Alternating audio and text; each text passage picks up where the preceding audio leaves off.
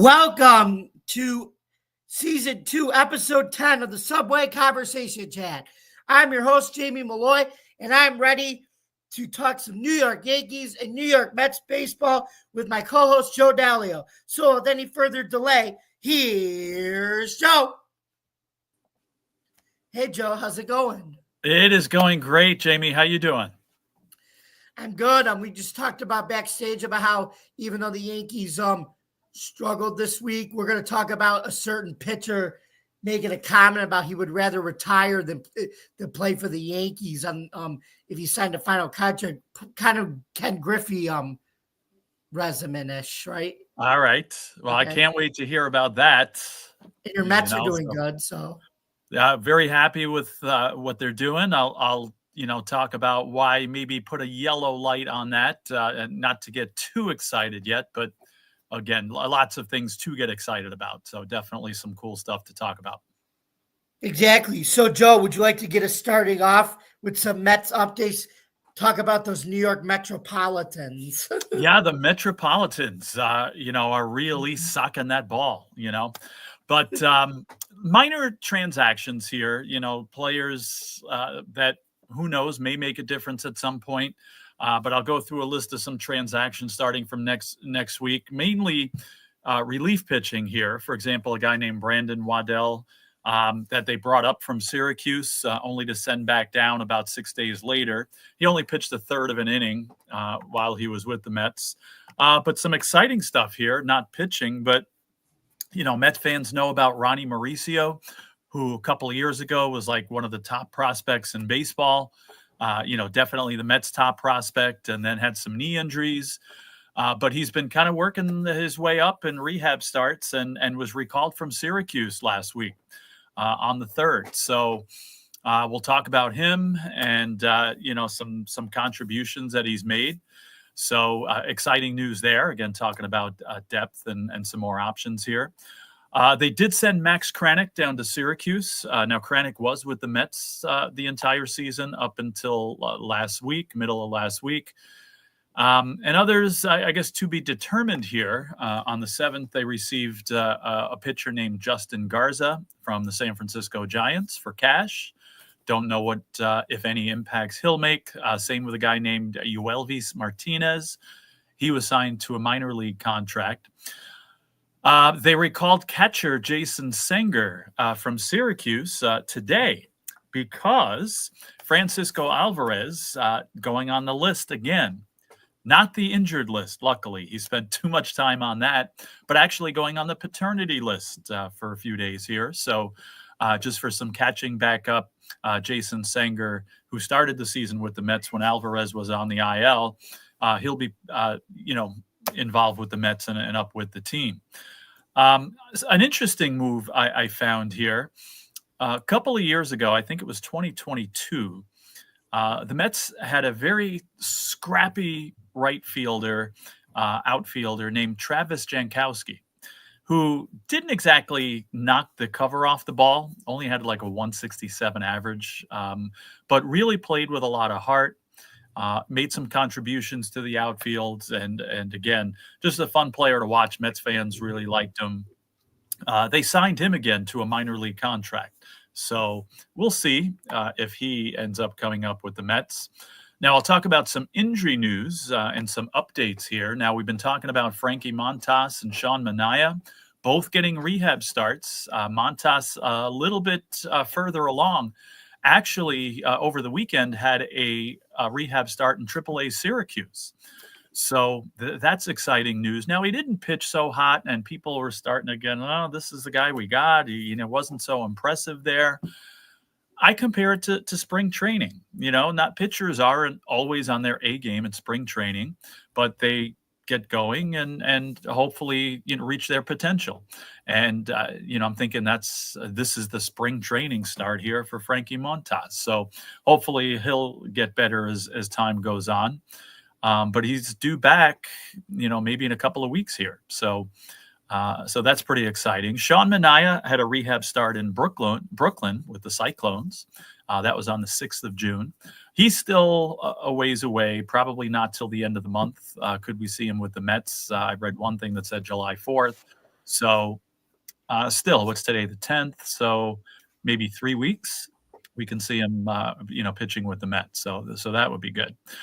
I was talking last week about how Mark Vientos strained a hamstring in one of the games there against the Dodgers, and he was day to day. They did put him on the 10-day injured list due to that hamstring, so he could miss a couple of weeks. And Jose Siri, who we've been talking about, he could be back in about a week and a half. So that would be very good for them. If they can get some of those guys back. But the players that they have in there, obviously doing their share, different guys stepping up, and I'll share some of the statistical info in a little while. But I think right now I'm going to turn it over to you, Jamie, and see what's going on in Yankees land there. Okay, well, first of all, we're going to start out. Thank you very much, Joe, for the Mets news. So we're going to start out this show, as always, with the New York Yankees injury report. And number one, I don't know why this is interesting. DH Giancarlo Stanton. What in the heck are they doing with him, the Yankees? I have no idea. He has an epicondylitis of both elbows, and he will be in New York this week and may be ready to start a rehab assignment in the minor league. I'll believe it when I see it. Actions speak louder than words, and I'll also see it when pigs fly. Anyway, Stanton has been working at the player development campus, hitting and running the bases for probably the whole year now at this point. It seems that way. Expected return possibly June. Well, it's June 10th, and I don't know what's going on. So he doesn't appear close, does he? He is, but we don't know. He's having a rehab assignment with AA Somerset, but they don't know what they're going to do with him. Okay. Anyway, number two, on a more positive, we have right-handed pitcher starter Luis King of the Hill, a.k.a. former AL Rookie of the Year. Mm-hmm. He had a right lat strain, and on June 7th, he pitched from the bullpen at Yankee Stadium. Aaron Boone indicated that Hill still needs to finish a handful of side sessions before moving on to live batting practice. His expected return is possibly June or July. So that means once he comes back, everybody except Garrett Cole will be healthy on the pitching staff, which is a good thing. That's awesome for them. And sadly, number three, Luke Dream Weaver had a little bit of a nightmare and a scare with not the Nightmare Before Christmas, folks. That's a different type of nightmare. Right-handed pitcher, left hamstring strain. He received a platelet rich plasma injection to help speed up the recovery. Gotta love those needles, right? Needles, right? I wasn't sure what you were talking about. Like, did he have a nightmare in bed or something? It's June for teachers like me, and I have nightmares that I wake up and it's going to still be September. So I'm sorry. Grade Day has that nightmare. It's called "Wake Me Up When September Ends." It's a number one hit. That's right. Listen to it sometime. It's pretty good. Anyway, great song. Oh, it's one of my favorites. It is. Anyway, so Aaron Boone stated that Weaver is doing quite well. That's a good thing. As of June 6th, Weaver has continued his pitching program. His expected return is either June or July. So, or in your case, Joe, in Spanish, either Junio or Julio. Junio or Julio. Muy bien. Excelente. Gracias. Anyway, so now let's turn it back over to you, Joe, for some Mets news. Joe. All right. I love the Green Day reference, too, because if the dream is bad enough, he'll be driving down the Boulevard of Broken Dreams, right? So we don't want that. No. All right, let's talk about the Mets here and some stats.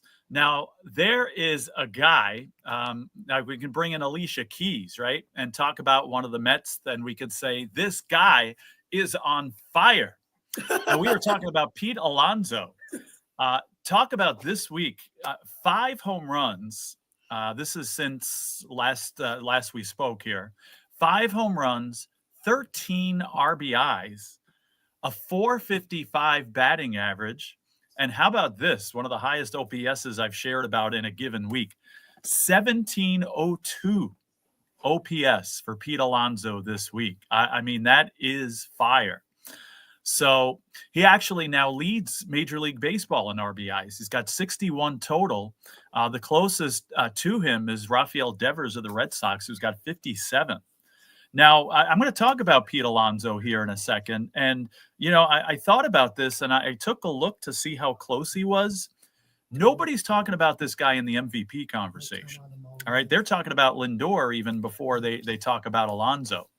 But the way he's hitting and the way, again, weeks like this, it's only 1 week, but he's been doing great all season. And I was looking at the Vegas odds for MVP. He's like 7th on the list, or actually 7 players ahead of him. So I'm a little surprised about that. Now, some guys named, I don't know, Otani or Tatis, certainly deserving, to be up there too. But I'm a little surprised not as many people talking about Pete Alonso. Maybe I'm just biased because he's with the Mets. I don't know. Lindor is ahead of him in the odds for MVP. But if he keeps having weeks with 5 RBIs or 5 home runs and 13 RBIs, something tells me he moves up that list. Now, again, 3 of the games in Colorado, so that is usually a stats booster. But still, this is amazing, if they're playing, on a Little League field. This is just an excellent week and great to see Alonso doing this. And like I said, now leading Major League Baseball in RBIs.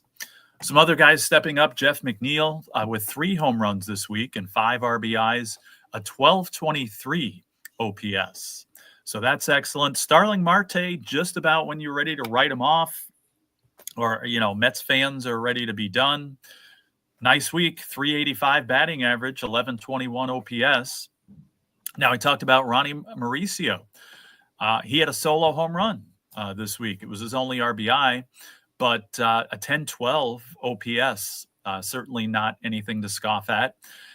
And again, Juan Soto, still off to a bit of a slow start, but again, having great weeks. His OPS was over 1,000. He had a 1040 OPS with no home runs and only 1 RBI. So how is this happening? Well, how about 10 walks this week? So he's certainly getting on base and doing some of the other things. He had a 400 on base percentage there. So, again, Juan Soto not smacking the ball all over the park and not hitting multiple home runs like Alonso and McNeil. But again, he's on base. And I didn't check to see how many runs he scored this week, but I'm sure it's pretty high, especially with these stats with Alonso. So, again, no complaints there. We'll talk about pitching a little bit. Now, the relief pitching took a little bit of a step back, but I tell you, the Mets starting pitching has been amazing still. David Peterson, another 7-inning start. Gave up 7 hits in those 7 innings, but 3 earned runs. But again, when a starter pitcher goes 7 innings these days and pitching as consistently well as David Peterson is, that is certainly reason for optimism. And Peterson definitely having his best season so far. Now, Griffin Canning has had a couple of rough starts recently. But a nice comeback start. 6 innings pitched, no earned runs, only 3 hits in those 6 innings, 7 strikeouts as well, a .67 whip. So an excellent start by Canning. Now, he had given up 2 quick runs tonight against the Nationals. They were down 2-0 before we went on here. But hopefully he can get it together there and pitch like he did here last week. Clay Holmes continues to pitch well, 6 innings, just 1 earned run, 9 hits, which, maybe we can get that down a little bit. Kodai Senga with 6 innings pitched, only 1 earned run, 5 hits. McGill went 5, which hasn't always been a guarantee in a lot of starts this year, only 2 earned runs given up there. So even though the relief pitchers struggled, there wasn't really a big need for them in big situations. So, that's kind of encouraging. Good to see. Now, again, it's been a successful week for the Mets. I forgot to go over their records and stuff. 4-2, and that includes some games against the Dodgers. They split that 4-game series. But the Tuesday, Wednesday, Thursday, they lost 2 out of 3 of those. But again, to lose 2 out of 3 at Dodger Stadium, and split a 4-game series and win the season series against them. Incredible. And again, a lot of these stats, I was saying backstage to you, and I'll say it here, you got to take with a grain a little bit because 3 games against the Rockies and those games at Coors Field. So again, a stat patter, I guess you could say. But here's the bottom line. The Mets are beating teams that they're supposed to beat. And they recently played in the last couple of weeks 6 games against potentially the worst team in baseball history. And the Mets took all 6 games, 3 in New York, 3 in Colorado. And really, there wasn't a doubt about any of these games. So that's something that we're not going to complain about here. Again, the Mets taking care of business against the bad teams. So overall, they outscored their opponents 41-21. That's about a 7-3 average score there. Now, again, take that with a grain because the last game against the Rockies, the Mets scored 13. But still, you take that away, and they're scoring almost 6 games or 6 runs a game in the other game. So certainly excellent stats there.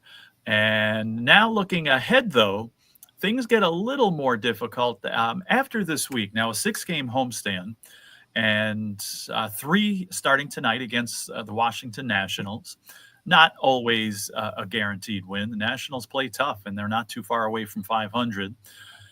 And then 3 games against the Tampa Bay Rays, who are playing very well these days.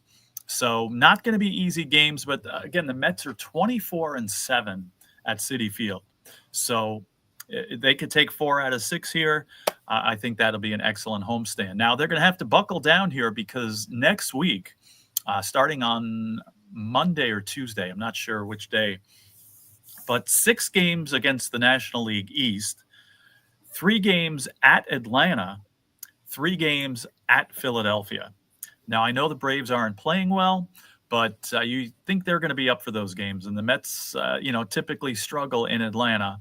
And everybody struggles these days except for the Phillies in Philadelphia because Philadelphia, one of the toughest places for opponents to play. So 6 very difficult games next week. But we'll focus on this coming week here. And again, good teams in Washington and Tampa. But I think the Mets could and should take 4 out of 6 of these. So we'll see. Overall, they're 42-24. First place in the National League East. They're 4 games now ahead of the Phillies, who been struggling a little bit lately. The Mets have the best record in the National League, and they're only half a game behind the Tigers for the best team, the best record in baseball. So, we'll see if it stands that way. Now, the Dodgers are struggling a little bit, and there's some teams in that division going well. Jamie, you and I know the Dodgers are going to catch fire, and they're going to pull like the Yankees used to do, right? The Yankees would come off to these slow starts, and I've been saying it all year. In July and August, how much you want to bet the Dodgers go 50-5, run away with the NL West like they always do, and become the World Series contender that we know they are, right? Mm-hmm. So whether or not the Mets will maintain the best record in baseball, I don't know. But the important thing is to maintain the division lead. And again, they'll be tested big time next week when they play those division rivals. So that is it in a nutshell. Well, I tend to talk a lot, so I guess that's a big nutshell. But I'm going to throw it back over to you now for some Yankee updates. Thank you very much, Joe. So anyway, we have Yankees prospects moving on up. They're moving on up, moving on up. Nothing can stop me. And shining, too. While the New York Yankees are proudly marching along to first place in the AL East, the players are getting it done down on the farm. And no, not down on Grandpa's farm. Or Junior's black farm. And white cow. But down on this farm, there's red-hot Yankees prospects. Anyway, number 10 prospect pitcher Cam Schlittler made his AAA debut with Scranton last Saturday night. Make sure you say that name slow. Yes. Yep. The young pitcher went 5 innings, gave up 2 hits, allowed 1 run with 1 earned run, and had 3 walks with 8 strikeouts while getting his fastball elevated to 98 miles per hour, which, I love that, Joe, right? My flame throwing pitchers. Yes. And remind me after you're done here, Jamie, there was an excellent comment about the flamethrowers during that Yankees game. So I want to talk about that when you're done. Okay. So Schlittler began spring training with the Yankees and possibly could have made the opening day roster, but the organization wanted him to have more seasoning on his fastball and develop into a more complete pitcher, kind of like what Carlos Rodon had to do. And if you watch that AAA debut, he got his fastball up to 98 miles per hour, and Cam Slowly, he's also mixed in a nasty 90 mile per hour cutter already in AAA. Wow, good. So look for him to possibly get called up in September. We'll see, but also, Brock, I'm a salvage. Classic Gucci Ratchet made his season debut with Double-A Somerset, and despite the loss, made a good first impression. He pitched 3 innings, allowing 4 hits with 2 earned runs, walked 3 batters, and struck out 3. Salvage was a 3rd-round pick by the Bronx Bombers in 2021. So, Joe, what do you think of Cam Schlittler finally getting called up from Double-A to Triple-A, and Brock Salvage making his Double-A debut? And what do you think of both of these guys doing pretty well? What do you think of Cam Schlittler? Like I said, their decision to start him in Double-A, and now he's gotten called up to Triple-A rather than have him start with the Yankees on opening day. Yeah, I've never heard of either of these guys, but it's always exciting to see players like that, move their way up. And again, the flame-throwing pitchers, like you said, they're always exciting to watch. And, the Yankees and any team really can afford to have some pitching depth. So we'll keep an eye on them. And, certainly I appreciate you bringing them to my attention, because I'll definitely be watching at this point, as some of these other guys you've mentioned throughout the weeks too. So we'll see what happens. And I agree with you. If they continue this success, at least one of them, if not possibly both, end up with the Yankees as part of those call-ups later in the year. So we'll see. Mm-hmm. Speaking of that, the Yankees win an offensive explosion over Boston Red Sox, 9-6. Jazz Chisholm led the Yankees ensemble last Friday night at the stadium. His identity is to play with high tempo and energy. He goes 0 to 100 real quick by channeling Drake. Yep. His closest friends nicknamed him Ricky Bobby, which is an ode to the character in Talladega Nights with one model, I want to go fast. And the shimmy he always does celebrating, that's him shaking and baking, baby. Shaking and baking. Now, Chisholm is learning and dealing with the necessity to slow it down a bit and try at 70%. And even a 70%, Chisholm's pretty good. Some guys are just naturally at 70%. Mm-hmm. Chisholm has to work at lowering that down to 70%. Right. Anyway, Chisholm rounded the bases with a first-inning homer in the Yankees' 9-6 victory over the Red Sox at Yankee Stadium last Friday night. And we have a quote. "It's really a mindset thing," Chisholm said.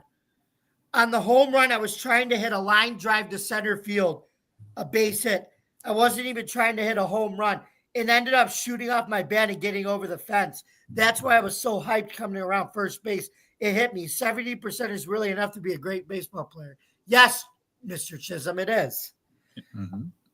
Teammates toss around phrases like electric, boogie, woogie, woogie, and game changer to describe Chisholm's impact between the lines, and his energy was a significant selling point in convincing the Yankees to acquire him from the Marlins last July.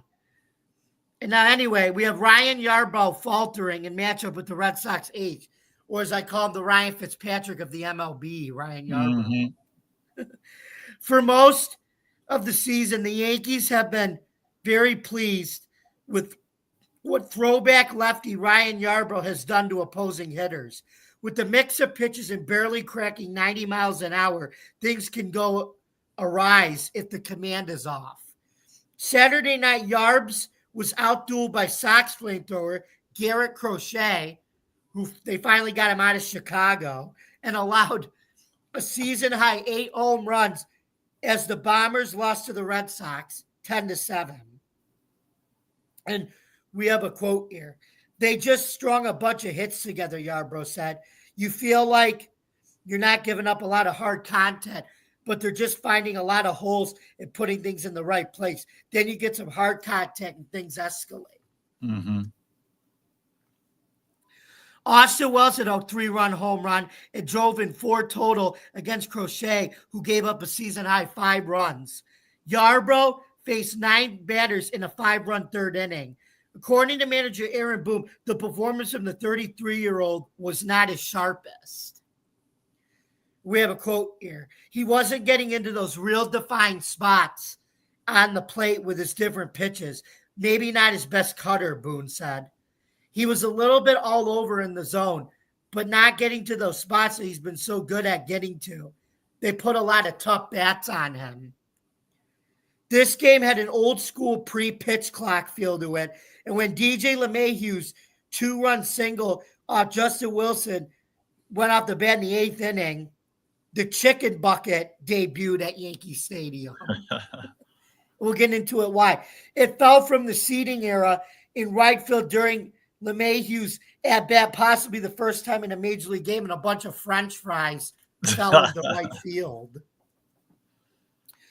When play continued, LeMahieu crushed a Wilson cutter into the center field, scoring Ben Rice, who didn't take that hit for grain, who took that hit for a grain, and Cody Bellinger scampering home. LeMahieu's approach is to be aggressive, be aggressive, and see something up.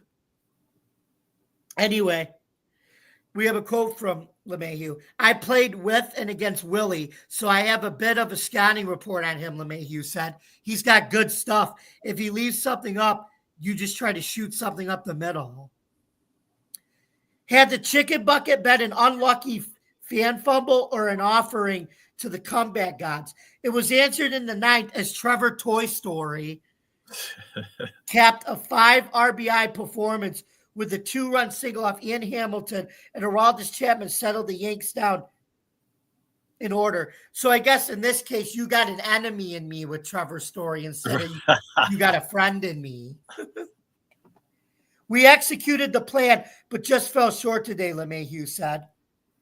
Anyway, Christian Campbell, soup for everybody, added a run-scoring single in the 3rd, and Remy Gonzalez slugged a 2-run homer in the 4th off Yarbrough. Wells said Yarbrough didn't execute great with location. And we have a quote. They made some good swings on some good pitches, Wells said.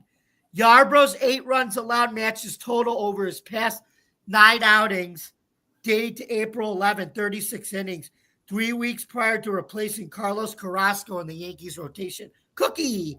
Yarbrough said he'd make the cutter a focal point in his upcoming sessions. And we have another quote here. We'll figure it out over these next couple of days and look into it, Yarbrough said. I'm not too concerned, just for the fact it's been in a really good place all year. So we'll take a look and get it right. So, Joe, why is the Yankees-Red Sox rivalry still alive despite different players playing in a different era? Wow, that's a great question. I think it's always going to be still alive as long as baseball goes on, and it's always better when the teams are good, of course. It's definitely more exciting. But, I'll comment on a few things you said there. And just there's so many things that always happen in these games, too. You're talking about chicken spilling on the field. Crazy things happen. It's always against the Red Sox, right? It seems that way. The only time I can remember food spilling on the field, I don't know if you saw this a few years ago, a Chicago Cub, I forget who it was, but he was going and he dove into the stands to try to catch a foul ball, and he knocked a fan's nachos and cheese onto the field. I don't know if you remember that. And you see him like an inning later, the poor fan had these nachos that were knocked out of his hand by the baseball player. And then this Cub player and another guy go out there with a dish of nachos, giving it to the fan as, sorry. So I thought that was kind of cool. And that's the only time I can remember, food being knocked out. I've seen like soda or beer spilled, by people on the field. Sometimes on accident, sometimes maybe not. But, as far as Yarborough is concerned, I was a little disappointed. I had a few pennies on the Yankees that night. And so the fact that they lost me a little bit, I wasn't too happy. But you could tell from the start that Yarborough just didn't have it like he did. And part of it, I think, is just a little bit of a regression to the mean. He's been pitching lights out the last few games. And, part of it in the beginning, like you said, it was weak contact and they were just finding holes. But then the problem is the contact got stronger and it created more problems. And, he wasn't getting people out. It seemed like he never made that pitch that night because I was watching most of the game. He never made that pitch to get the strike or out when he needed it. And those things were happening for him before. So, it's just when these teams are both good, it just adds to the excitement of it. Again, it seems like crazy things happen in these rivalries, between, the food spilling on the field, between old men coaches getting thrown to the ground by Red Sox pitchers. But, just all kinds of crazy things always happen in these series. And it's just a hated rivalry, and these rivalries, as big as they are, this is one of the biggest rivalries in sports, and they don't go away too easily. So I think it would take a very long time before this rivalry ever dissolves, if it ever does, which I think and hope that it will not. Anyway, speaking of adding more fuel to the fire with this rivalry, Aaron Judge's actions to rookies' hot temperature takes with hitting 2 home runs. Of course, Aaron Judge would know about the comments. Of course, he's the captain. The captain took note to the comments, but didn't have to say anything about them. Proud of him for that. 25-year-old rookie pitcher Hunter Dobbins said he'd rather retire than wear pinstripes, and it caught Judge off guard. You never say that about the Yankees, Andy, right? If you're with the Red Sox. And this is where we have a quote. I've only heard Ken Griffey Jr. say that, so I was a little surprised. Judge said after the Yankees 11-7 loss to Boston on Sunday evening at Yankee Stadium. Dobbins started making the comments in a pregame interview proclaiming he had this Bronx debut circled on the calendar for a long time, while also claiming if the Yankees were the last team to give me a contract, I'd retire. Judge does have a great memory, too, as Ken Griffey Jr. said that in a grudge against George M. Steinbrenner that lasted throughout the 1990s. Get this, Steinbrenner allegedly chased Griffey from the dugout while Griffey Sr., his dad, was an active player. Wow. Because, of course, that sounds like what the father would have done. Obviously, the sons wouldn't do that now. That's not in their nature, and you can't do that anymore. Right. Stuff like that. And, as for Dobbins, his dad was a Red Sox fan, and while that may capitulate to Red Sox Nation, that is going to annihilate fans in Yankees country. Judge cracked his first of 2 home runs off the Rook with a 2-run blast in the first, then added a late 2-run shot in the bottom of the 9th. The Red Sox would go on to win the game 11-7, but for that moment in the first, Judge made Dobbins learn his lesson about talking down to about the Yankees. We have a quote right here. He's probably the best hitter on the planet right now, said first baseman Paul Goldschmidt, and he's been doing it for multiple years, too. It's not a one-night thing. Fortunately for Dobbins, he also got the last laugh as Carlos Rodon struggled as the Yanks lost 2 out of 3 to their historic AL East rival at the stadium. Still, he had all the heckling and jeering from the he heard all the heckling and jeering from the bleachers. The bleacher creatures. You're right. Anyway, I mean, you can't really, and we have a quote here, and he said, I mean, you can't really say something like that and not expect a passionate fan base like the Yankees to say something. If anything, it made the rivalry atmosphere a lot more fun. I enjoyed it a lot. The moral of the story here is words hurt and have power, but actions speak louder than words. Rodon started out breezing through 4 innings, but then lost his command of the strike zone. This allowed him to permit a game-tying Christian Campbell home run in the 5th inning and a Carlos Narvaez, former New York Yankee, go-ahead 3-run shot in the 6th inning. As my late grandfather, who would have been 92 years old and was a diehard Yankees fan, used to always say, ex-players come back to haunt you. Mm-hmm. Anyway, we have a quote again. Failing behind hitters and giving out free bases a no-go, Rodon said, I need to be better. Carlos Narvaez was a famous piece of Yankee property until last December when the Yanks dealt him to Boston for hard-throwing pitching prospect, music to my ears, Elmer Rodriguez Cruz. Well, Rodriguez Cruz isn't projected to make his big league debut until 2027. Narvaez is contributing right away, but because the Red Sox needed a starting catcher after their original starting catcher, Connor Wong, got hurt with a left pinky infection on April 7th. And the Yankees already had Austin Wells and J.C. Escara, so there really wasn't any way Narvaez was going to see the field with the Yankees as catcher, so they had to make that move. Mm-hmm. And it's worked out well for the Yankees and his career, and it's worked out for all parties in terms of that. J.C. Escara, the former Uber driver turned Yankee, the Kurt Warner of baseball. All right. Anyway, we have a quote. Everybody loved him, meaning Narvaez. He outworked everybody in this room, Judge said. Jazz Chisholm Jr. should know a thing or two about trash talking, right, Joe? I mean, right, exactly. You should call him Jazz Trash Talking Chisholm Jr.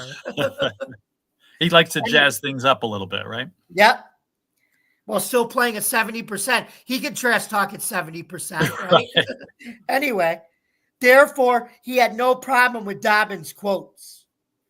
To be sure of this, Chisholm would prefer to see more of this trash talk down the road in their clubhouse. Chisholm said his teammates should intend to use them as motivation and add a lot of spiciness to the rivalry. It would kind of be like the modern day of Don Zimmer getting hit and him fighting back and everything. The Yankees never took control of the wheel for the rest of the game. And as Carrie Underwood would say, Boston take the wheel instead of Jesus take the wheel. Jared Duran clipped Tim Hill for a 2-run single. The runs, however, were charged to Fernando Cruz. New York got as close as 2 runs down, but Abraham Toro and Trevor Toy Story hit back-to-back homers in the 7th inning. And anyway, we have a quote from the manager. They had their hitting shoes on, manager Aaron Booth said. They beat us here this weekend. I got to put on my hitting shoes. Do. Anyway, the bullpen also struggled too, as Cruz and Jonathan Loaizaga haven't looked their best since returning from the injured list, and the bullpen is thinner now without closer Luke Dreamweaver. Anyway, Boone wondered if it is due to still getting settled into the season, meaning Loaizaga and Cruz still getting fresh off their injuries. It could be. And at least the captain saw some positives in their play this series. The Yankees had plenty of opportunities at Boston's bullpen, which may work out when the two teams meet at Fenway Park for the 3-game series beginning on Friday, or as you say, Joe, Fenway Park. Yep. Bostonians there. That's it. I'm going to eat my New England clam chowder at Fenway Park.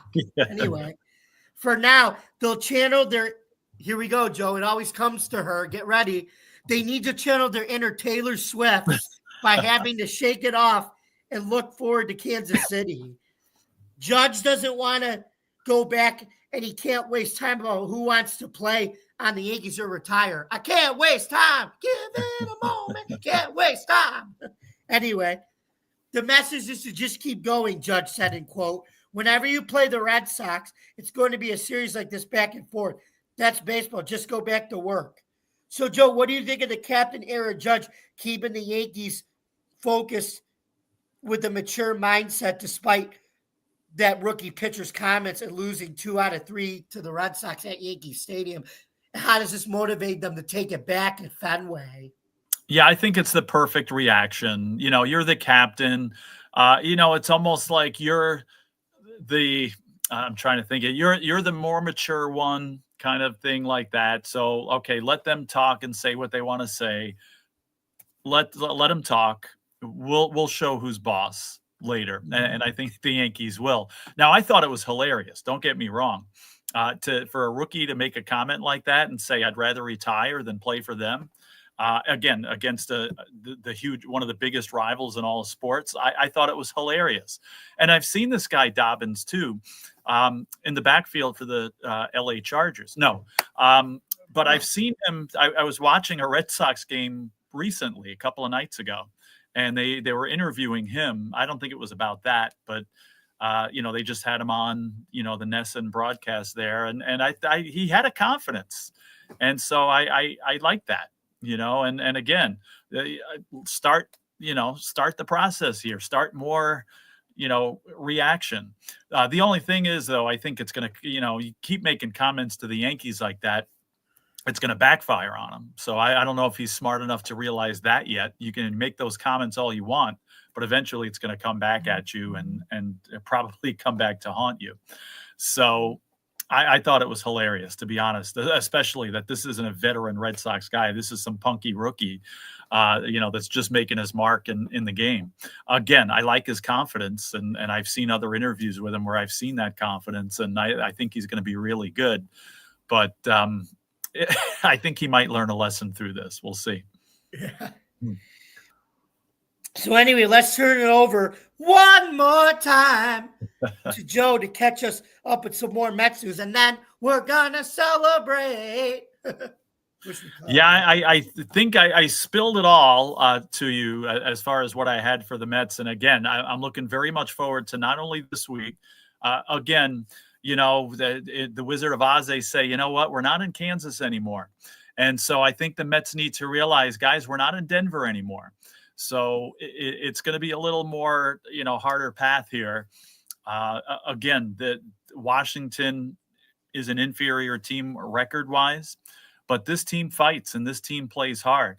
And I think if, we're still talking here in 2 years on this podcast, I think we're going to be talking about one of the better teams in the league in the Washington Nationals if things continue to take this course. So, a lot of great young players on that team. So, again, it's not going to be an easy out for the Mets. They were losing 2-0 last I checked tonight, early. So we'll see what happens. But again, they're going to have to take 4 out of 6 here because they got those tough games in the ATL next week and in Philadelphia. So we'll see how they do with tougher competition. But, it'll be, again, interesting to see there. And who do the Yankees play? Well, you said they play the Red Sox this weekend, and then Kansas City right now. They were up 2-0. Aaron Judge hit a 2-run home run in the first inning. Oh, I had him to hit a home run tonight, so he won me a little something there. That's great. DraftKings had a special on that tonight, so I chose him. But and now they're playing Kansas City. Who do they play after the Red Sox? Who do they play before the Red Sox? After the Red Sox. Do you know? After the Sox? Yeah. I haven't looked that far ahead in the schedule, but all right. Well, that's good because they shouldn't be looking too far ahead. And it's good that they're playing well in this game because, the tendency would be to potentially, it's a tough what I call a sandwich series, because they just played the Red Sox and they're going to play them again.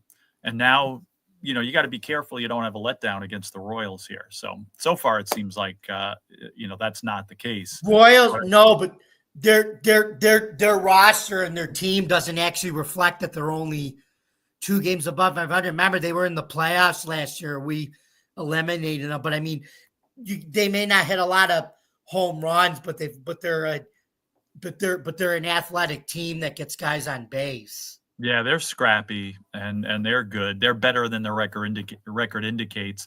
I thought they might take a step back this year, but I guess I can't be too genius because I thought the Tigers would take a couple of steps back this year too, and there they are sitting at the top of Major League Baseball. But I think I almost said the Chiefs. Maybe that was that Taylor Swift reference that you mentioned there. And then I said they had to move on to Kansas City. I know. After I mentioned Taylor Swift I got a bad Chiefs flashback there. I almost said Chiefs here. Mm-hmm. But the Royals, I'll go Lord and Royals here instead of Taylor Swift and the Chiefs. But Lord. But as long as the Yankees don't take them lightly, which they shouldn't, because again, the Royals maybe not playing. Their record is not as good as the quality of team they are, but don't be surprised if the Royals hit a hot streak and they're in it at the end there. Yep. Anyway, guess what, Joe? It is now that time in our show for the question of the week. Would you like to give it a try? I think I'm on a little streak here. So yeah, let's see if I can. I think on a streak of 1. But let's see if we can increase that. Okay, Joe, here's your question for this Tuesday's podcast. I did a little Oprah there. Podcast. Yeah, anyway, I like it. Well, you got everybody tonight. Casey and the Sunshine Band. You're really getting down tonight on this, so.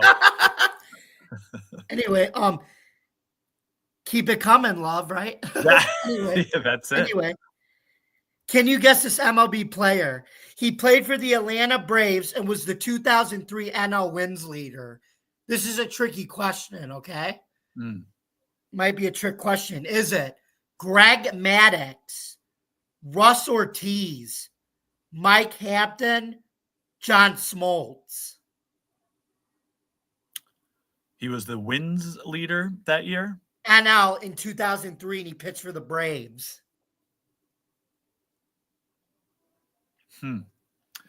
Now, you said something about it being difficult or trick because my guess would be the obvious answer. Now, I think Maddux was still there pitching for the Braves at that point because he would be my first guess. I know he was more 90s. Smoltz, something tells me, was in relief, excuse me, by that point. I don't think Ortiz was there. And who's the fourth guy that you mentioned? Mike Hampton. And I know he pitched for the Braves, but I don't think he was a win leader for them. Although that would have been around his prime time. I am going to go with Greg Maddux, although I'm not so confident in that. Guess what? It was Russ Ortiz. It was Ortiz. He would have been the last guy. That's why I said it was a trick question, because the answer wasn't who you thought it was. And that's why you said that, and it's like, I don't know if I should go with the obvious one. And again, Maddux wasn't so obvious because, he might have been past his prime at that point. But yeah, that is a great question and an ironic one because I would have never guessed Ortiz on that one. Okay, we have a special program note tonight. No, yes, we do. We have a special program note tonight, folks. Before we're done, you may have heard Joe earlier in the show say that he heard a comment about flamethrowing pitchers. So, Joe, I want to ask, what did you hear about about flamethrowing pitchers? Tell us to our audience before we wrap up. Yeah, thank you. I need to remind you. And I'm glad you did because I totally forgot about it. Now, we always talk about how, obviously the speed of pitches is getting faster and faster and these 100-mile-an-hour flamethrowers and stuff.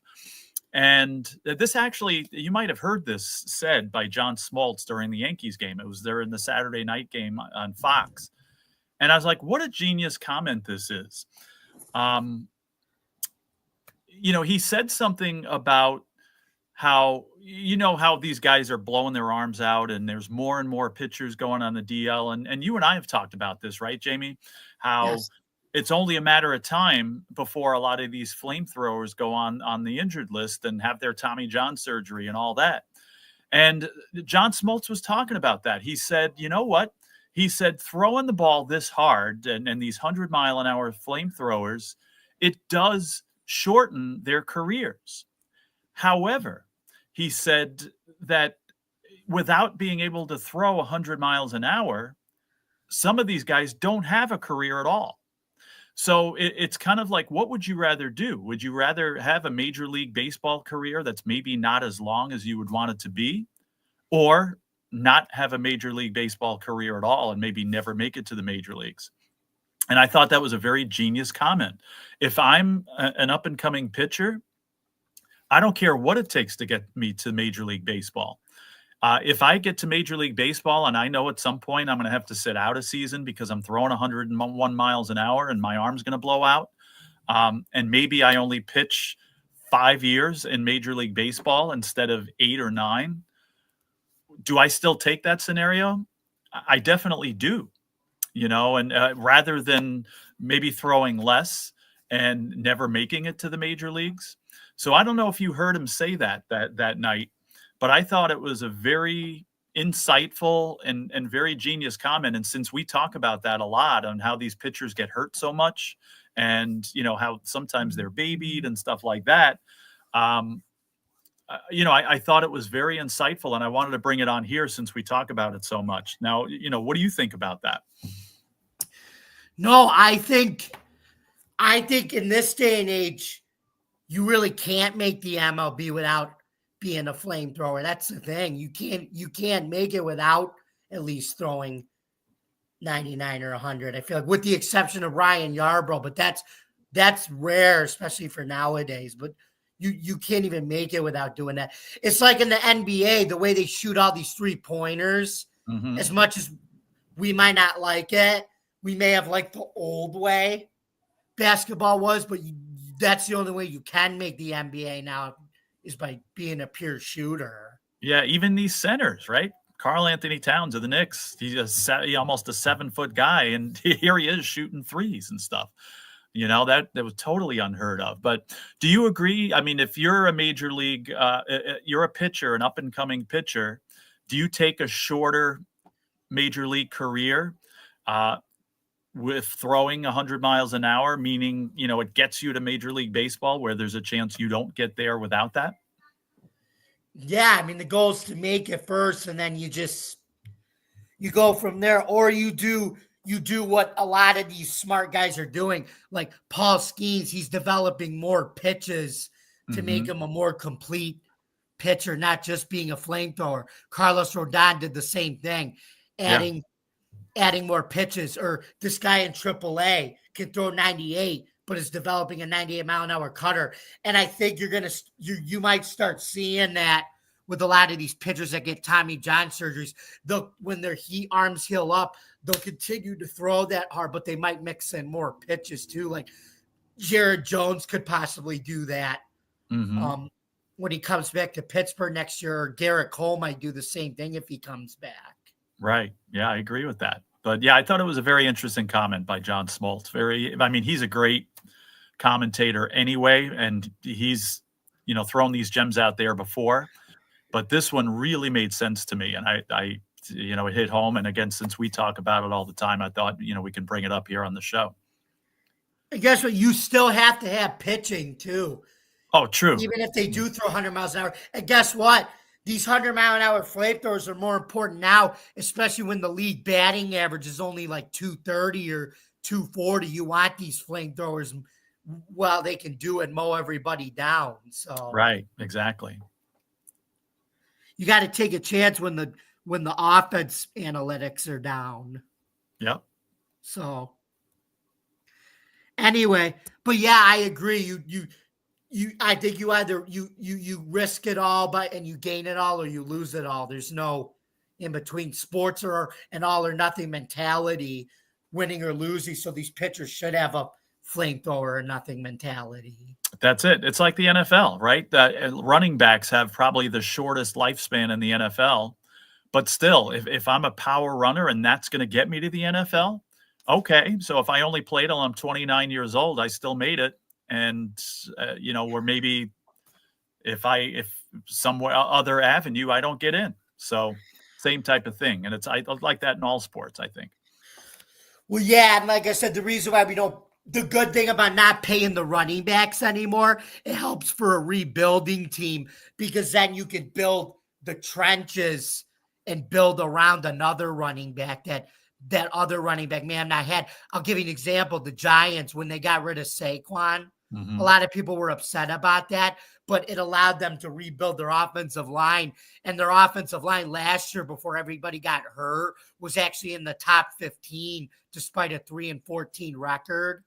So that means now with Jackson Dart and Cam Scatterbo, their line could even be ranked higher. Who knows? Yeah, I agree with that. Yeah, like I said, they don't need Saquon anymore when they could potentially have a two back system with Scatterboo and they got. I think they have another guy too. Oh, Tyrone Tracy. Yeah. Okay. Yeah. So that might end up working out better than just having one Saquon. You could have a dynamic duo between two young backs. I agree. For them while they try to retool and rebuild. But anyway, back to baseball, Joe. I would love to talk football again so much when we get that show going. Yep. It's almost there though. But it looks like we come to the end of our show. So Joe, where can we find you in the social media world on Tuesday or June 10th? 2025. Can you believe it's already the second Tuesday of June? No, I can't. And like I said before, as a teacher, you say June, and it's going to be a big smile to my face here. So definitely getting towards the end of things here. Not that I don't like my job, but I like my summer vacation even better. But anyway, Joe Dell Sports on Twitter X is where you can find me, and just kind of putting my 2 cents in about sports and baseball and all type of sports going on as well. Yeah. And you can find me, yours truly, on Bill's Chat 1 at Bill's Mafia Chat, and also at Jamie Malloy, the unbiased journalist, at DJ Dog Tags on X, theforkball.com, and stadiumrant.com, where I write about all sports. Don't forget to subscribe to our YouTube channel, Driving to the Top Production. Don't forget to like, comment, and ring the bell for notifications. You guys can also follow me here on Driving to the Top Productions every Tuesday night. Joe and I do the Subway Conversation chat. And then you can also follow me at 9:00 p.m. that same Tuesday on this platform when Adam and the guys, we do a open sports night. So don't forget to catch it. And you can also follow me on Jeremy B's of the Detroit Lions channel, Huddle Sports Network, on Wednesday nights when he does his NFL roundtable. And then you can also catch me back on Driving to the Top Productions every Thursday night as we're going to be doing our UFL show. We're going to be doing the conference championship recap and a preview of the UFL championship game. Thank you very much for listening, folks. And you can find us on any of our platforms on our YouTube page, Twitch streams, Facebook streams, wherever you get your podcasts. Thank you very much for listening, and we look forward to you tuning back in with us next Tuesday, 8:00 p.m. on the Subway Conversation Chat. Your attention, please, ladies and gentlemen. This has been the Subway Conversation Chat with Jamie and Joe. Have a good night, folks. Have a great week.